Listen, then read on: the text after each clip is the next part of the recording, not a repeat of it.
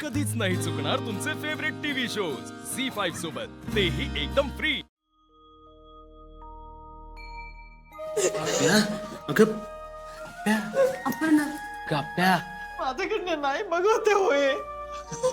काय झालं? अगं पेपर झालं काय नक्की? बाबा त्याला आता इंजेक्शन दिलं, त्याला भुवळ आले होते, त्याला त्रास होतोय खूप बाबा। इथे तू जरा शांत हो बर। अगं तुला पण माहितीये ना, अमोलला जर ह्या आजारातनं बरं करायचं असेल तर ह्या सगळ्या परिस्थितीतनं जावं लागणार आहे आपल्याला।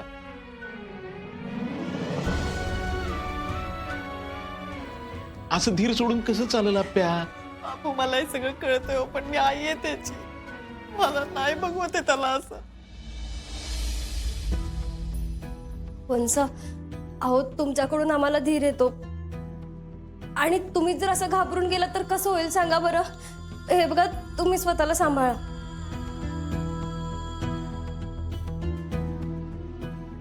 मला त्याच्याच वाटेला का गे हे सगळं? त्याची काही चूक नाही हो बापू यात।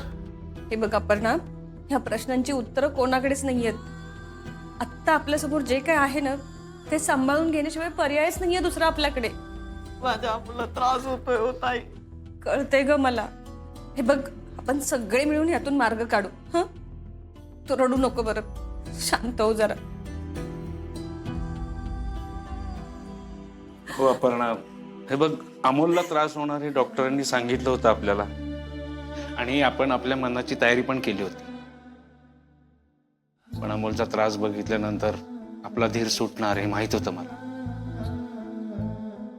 आपल्याला यातून सुटका नाही या ठिकाणी। मी नाही बघू शकत, पण जर त्याला असं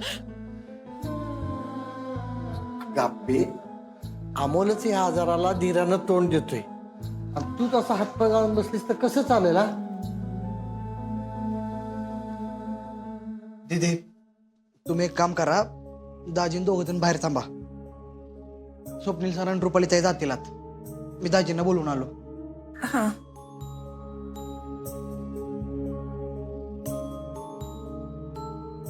विनायकराव, हो, आपला अमोल बरा होणार आहे।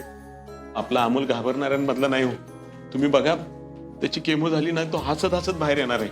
हा रे, अर्जुन, काय करायचं रे आपण? इथून पुढे काय काय होणार आहे, काय काय बघावं लागणार आहे ना, मला काहीच कळत नाही। आपण काय करणार आहोत? आपे बघ, अमोलकडे दुसरा काय पर्याय नाही, त्यामुळे तू हे सगळं सहन करतोय। आपल्याला पण करावं लागणार आहे।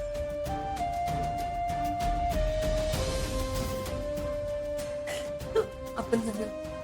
हा, आम्ही थांबतो आत।